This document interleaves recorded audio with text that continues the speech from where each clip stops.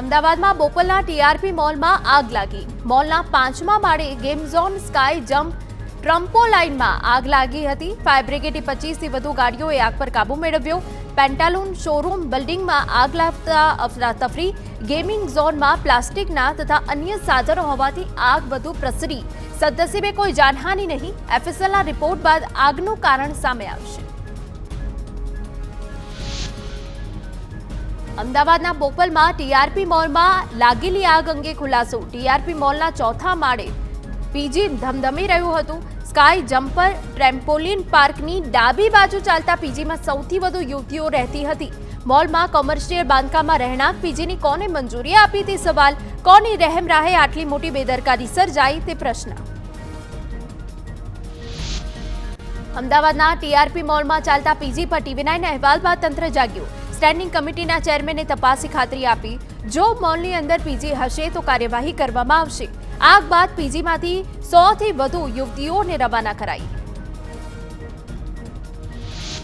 વલસાડના પારડીમાં પોણિયા વિસ્તારમાં ચોર ત્રાટક્યા. એકલી રહેતી મહિલાના ઘરનો દરવાજો તોડવાનો પ્રયાસ કર્યો. પોલીસે ગુનો નોંધી તપાસ હાથ ધરી. ચોરોના આતંકથી લોકોમાં ભયનો માહોલ. વડોદરાના તંત્રએ 24 અને 25 તારીખે નર્મદા નદીમાં નાહવા પર પ્રતિબંધ લગાવ્યો. હોળી ધૂળેટીના પર્વે બનતી ડૂબી જવાની ઘટનાઓને અટકાવવા નિર્ણય. કલેક્ટરે જાહેરનામું પ્રસિદ્ધ કરી ચાંદોદના વિવિધ ઘાટ પર નાહવા માટે મનાઈ હુકમ ફરમાવ્યો. વડોદરા એરપોર્ટ પર ઈડીની મોટી કાર્યવાહી. ફ્લાઇટમાં આવેલા મુસાફર પાસેથી ઝડપાયા $60,000. બાતમીના આધારે ઈડીએ મુસાફરને ઝડપી પાડ્યો. લોકસભા ચૂંટણી સમયે મોટી રકમ ઝડપાતા એજન્સી સતર્ક. ભાવનગરના અલંગ શિપ બ્રેકિંગ યાર્ડમાં જહાજમાં 50 લાખની લૂંટ. કન્ટેનર કંપની એમએસસીના સૌથી મોટા ઇરિકા જહાજમાં લૂંટ થઈ. દરિયાઈ લૂંટારાઓ જહાજમાં 50 લાખનો મુદ્દામાલ ઉઠાવી ફરાર. મરીન પોલીસ લૂંટારાઓને પકડવામાં નિષ્ક્રિય હોવાનો આક્ષેપ. સુરતના પલસાણાના તાતીથૈયામાં ગુમ થયેલી બાળકીનો મૃતદેહ મળ્યો. 10 વર્ષીય બાળકી 5 દિવસ પહેલા ગાયબ થઈ હતી. પોલીસે પ્રાથમિક તપાસમાં બાળકી સાથે અજુગતું થયું હોવાની આશંકા. પોલીસે અલગ અલગ ટીમો બનાવીને તપાસ હાથ ધરી. ખેડા જિલ્લા આરોગ્ય વિભાગની ગંભીર બેદરકારી. સરકારી હોસ્પિટલમાં અપાતી દવાઓ માઇનોર કેનાલમાં ફેંકી દેવાઈ. નેશનલ હાઈવે 8 પર ગોતાલ પાસે આવેલા હાઈવેની બાજુમાં દવાનો જથ્થો ફેંકી દેવાયો. બનાસકાંઠામાં અંબાજી દાંતા પોલીસે 3 કિલો ગાંજો કારમાંથી ઝડપી પાડ્યો. રતનપુર 3 રસ્તા પર બાતમીના આધારે પોલીસે તપાસ કરી. ₹1.86 લાખનો મુદ્દામાલ દાંતા પોલીસે કબજે કર્યો. નાર્કોટિક્સ એક્ટ મુજબ કાયદેસરની કાર્યવાહી હાથ ધરવામાં આવી.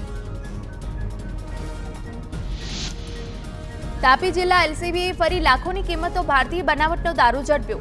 2 અલગ અલગ કારમાંથી સોનગઢના માંડલ ટોલ નાકા નજીકથી બાતમીના આધારે દારૂ ઝડપાયો. પોલીસે કુલ 13.14 લાખના મુદ્દામાલ સાથે 2 શખ્સની અટકાયત કરી. રાજકોટમાં અંબિકા ટાઉનશીપ પાસે જુગારખાનું ઝડપાયું. પોલીસે તિરુપતિ કોમ્પ્લેક્સ પાસે જુગારની હાટડીઓ પર દરોડા. કોમ્પ્લેક્સની બાજુમાં છાપરું બનાવી તેમાં જુગાર રમાડતો હતો. પોલીસે 19 જુગારીઓને ઝડપ્યા. અનેક ફરાર. 2 લાખ રોકડ પણ જપ્ત. દરિયાઈ પર્યટન સ્થળ તરીકે જાણીતા દીવમાં હવે સિંહ પહોંચ્યા છે. ડાંગરવાડી નજીકના ખાડી વિસ્તારમાં સિંહે દેખા દીધી.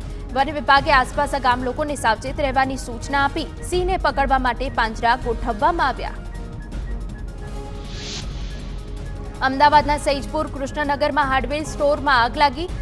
ફાયર બ્રિગેડે 2.5 કલાક બાદ આગ પર કાબુ મેળવી લીધો. 2 દુકાન અને ગોડાઉનમાં ભરેલો માલ બળીને ખાખ થઈ ગયો. 2 ફાયરમેન સામાન્ય ઘાયલ થયા. જામનગરના મેઘપર નજીક આવેલી ખાનગી કંપનીમાં ધોળા દિવસે મહિલા તસ્કરો ત્રાટકી. ફેક્ટરીનો ગેટ કૂદીને 300 કિલો કોપરના વાયરની ચોરી કરી. ચોરી કરતી મહિલાઓ સીસીટીવીમાં કેદ થઈ. પોલીસે ચોર મહિલાઓની શોધખોળ હાથ ધરી. કેડિલા ફાર્માના રાજીવ મોદીની તબિયત લથડી. કડીના રાજપુર સ્થિત ઇન્દ્રશીલ યુનિવર્સિટીના દીક્ષાંત સમારોહમાં તબિયત લથડી. રાજીવ મોદીને સારવાર અર્થે અમદાવાદ ખસેડાયા.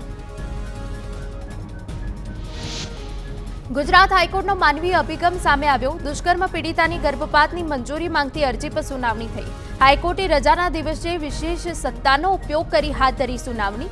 24 સપ્તાહથી વધારે સમય હોય તો ગર્ભપાતની મંજૂરી આપી શકાય નહીં. 24 માસમાં 2 દિવસનો સમય બાકી હોવાથી હાઈકોર્ટે મંજૂરી આપી.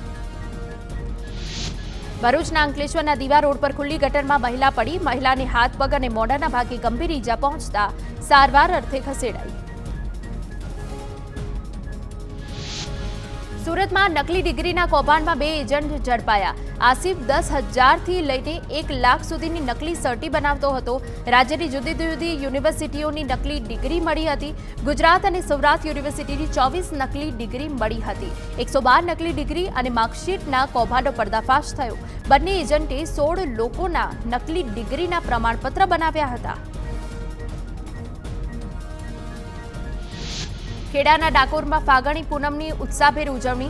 લાખો લોકોએ કર્યા રાજા રણછોડરાયજીના દર્શન. ફાગણી પૂનમના ઉત્સવ અંગે ડાકોર પોલીસ છાવણીમાં ફેરવાઈ ગયું. 2000 કરતાં વધુ પોલીસ કર્મચારી ડાકોરમાં ખડે પગે. અમરેલીના ઢુંડિયા પીપરિયા ગામે જમીનમાંથી લાવા જેવો કાળો પદાર્થ નીકળતા કુતૂહલ. 500 મીટરના એરિયામાં જમીનમાં મોટા હોલ પડી ગયા. તેમાંથી કાળો લાવા જેવો પદાર્થ નીકળતા તંત્ર દોડતું થયું. રાજકોટ નેશનલ હાઈવે પર ગાઢ ધુમ્મસ છવાયો. ધુમ્મસના કારણે વાહન ચાલકોને હાલાકી. વાહન ચાલકોની વિઝિબિલિટી ઘટતા અકસ્માત થવાનો ભય. લોકસભાની ચૂંટણી માટે ભાજપનો પ્રચંડ પ્રચાર. સીએમ ભૂપેન્દ્ર પટેલે લાભાર્થી સંપર્ક અભિયાનની શરૂઆત કરી. અમદાવાદના વસ્ત્રાપુરથી લાભાર્થી અભિયાનનો પ્રારંભ. ઇન્ટરનેટના મહત્તમ ઉપયોગથી ગાંધીનગર લોકસભા વિશેષ આયોજન. લાભાર્થીઓની માહિતી અને સરળ સંપર્ક માટે ભાજપે વિશેષ ડિજિટલ લિંક પણ તૈયાર કરી. રાજકોટમાં ઉમેદવાર અંગે કોંગ્રેસમાં કોકડું ગુંચવાયું. ગુજરાત કોંગ્રેસ પ્રમુખ શક્તિસિંહ રાજકોટની મુલાકાતે. શક્તિસિંહની મુલાકાત બાદ રાજકોટમાં કોંગ્રેસના ઉમેદવાર જાહેર થઈ શકે. કોંગ્રેસના નેતાઓ સાથે શક્તિસિંહ ગોહિલે બેઠક. કાર્યકરો અને નેતાઓ સાથે બેઠક કરી.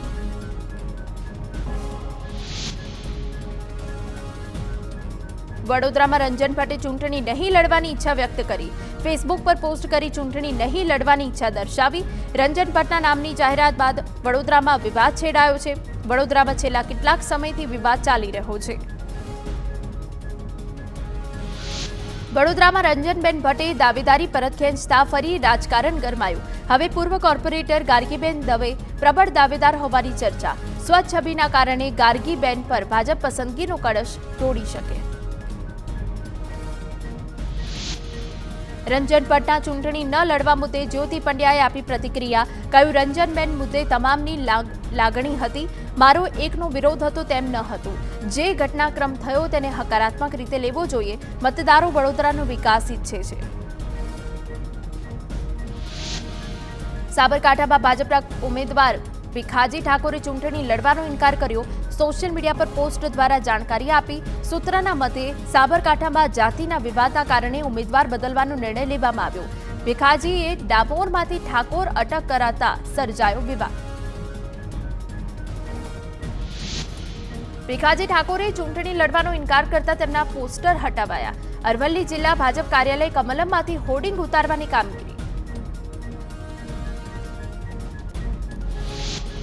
ભાજપના ઉમેદવારોના ચૂંટણી લડાવવાનો ઇનકાર અંગે કોંગ્રેસો કટાક્ષ. હેમાંગ રાવલે કહ્યું કે 2 વાર ચૂંટાયેલ સાંસદ ના પાડી દે એવી પ્રથમ ઘટના.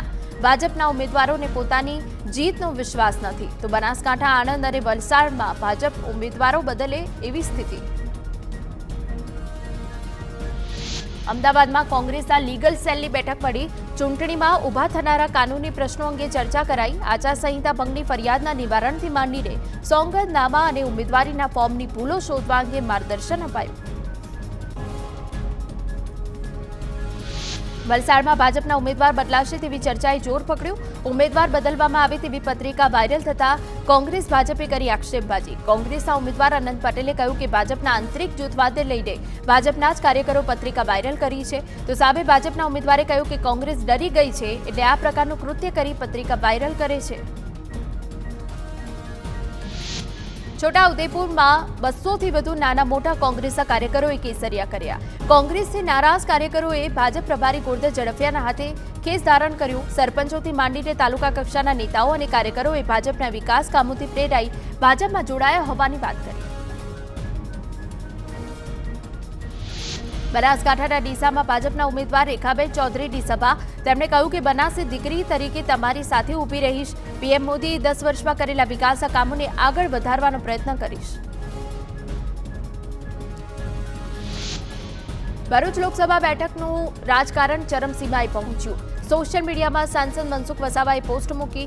આપના નેતાઓ ઉઘરાણી કરતા હોવાની પોસ્ટ મૂકી. ડેડિયાપાડા અને સાગબારામાં હોડીના બહાને ઉઘરાણીનો આરોપ. મનસુખ વસાવાની પોસ્ટ મુદ્દે ચૈતર વસાવાનું નિવેદન. ફરી એક વખત ચૈતર વસાવાએ મનસુખ વસાવાને જાહેરમાં ડિબેટ માટે આમંત્રણ આપ્યું. કહ્યું કોઈ પણ કૌભાંડ અને ભ્રષ્ટાચાર મુદ્દે પુરાવા સાથે ડિબેટમાં બેસીશું. સાથે જ કમલમના ઉદ્ઘાટનમાં 12 થી 15 લાખનો ખર્ચ કરાયો. તેના ખર્ચ અંગે પણ ખુલાસો માંગ્યો. બનાસકાંઠાના દિયોદરની રૈયા ખાતેની સભામાં ગેનીબેન ઠાકોરનો કટાક્ષ. રોટલાનું ઉદાહરણ આપતા કહ્યું, રોટલાને ફેરવવું પડે એટલે સરકાર બદલવી પડે. રાજસ્થાનમાં રાંધણ ગેસના બાટલાના 450 તો ગુજરાતમાં 1100 રૂપિયા કેમ? તેવા સવાલ ઉઠાવ્યા. ગેનીબેન ઠાકોરની ફરી બનાસ ડેરીના ચેરમેન શંકર ચૌધરી પર આરોપ લગાવ્યા. કહ્યું, બનાસ ડેરી અને બનાસ બેંક 10 વર્ષથી એક જ વ્યક્તિનો રાજકીય અડ્ડો બન્યા. રાજકીય લાભ માટે વધુ કનડગત કરાતી હોવાનો કર્યો આક્ષેપ. જૂનાગઢમાં આચારસંહિતા ભંગ મામલે કોંગ્રેસ વિરુદ્ધ ભાજપની ફરિયાદનો મામલો. પ્રાઇવેટ મિલકતમાં સભા રાખવામાં આવી હતી. કોઈ રેલી કે અન્ય દેખાવોના કાર્યક્રમો કોંગ્રેસે નથી કર્યા. ભાજપ વિરુદ્ધમાં જે ફરિયાદ કોંગ્રેસે કરી તેનો લૂલો બચાવ કરવા ફરિયાદ કરી છે તેવા આક્ષેપ. સુરતના ભાજપના કોર્પોરેટરનું નિધન. ગેમર દેસાઈનું હાર્ટ એટેકના કારણે મૃત્યુ થયું. ખાનગી હોસ્પિટલમાં સારવાર માટે લઈ જવાયા. વોર્ડ નંબર 18ના કોર્પોરેટર હતા ગેમર દેસાઈ. પાટણમાં લોકસભા ચૂંટણી અંગે સોશિયલ મીડિયા સક્રિય. હજારો લોકો સોશિયલ મીડિયા ગ્રુપમાં જોડાયા. સ્થાનિક મુદ્દાઓ સ્ટેટસમાં મૂક્યા. સાંતલપુર અને વારાહી પંથકના 40 જેટલા ગામના લોકોએ શરૂ કર્યું social media group. Sabarkantha Lok Sabha બેઠકના કોંગ્રેસના ઉમેદવાર અરવલ્લીમાં મોડાસા ખાતે જિલ્લા કોંગ્રેસ કાર્યાલય પર ડોક્ટર તુષાર ચૌધરીની બેઠક. ઇન્ડિયા ગઠબંધનના કારણે આમ આદમી પાર્ટીના હોદ્દેદાર અને કાર્યકરો પણ મોટી સંખ્યામાં જોડાયા. સાબરકાંઠા બેઠક પર કોંગ્રેસની જીત નક્કી છે તેવું નિવેદન આપ્યું.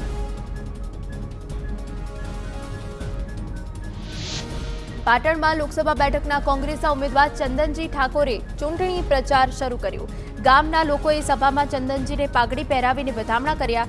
ચંદનજી ભાવુક થયા અને પાઘડીની લાજ રાખવા વિનંતી કરી.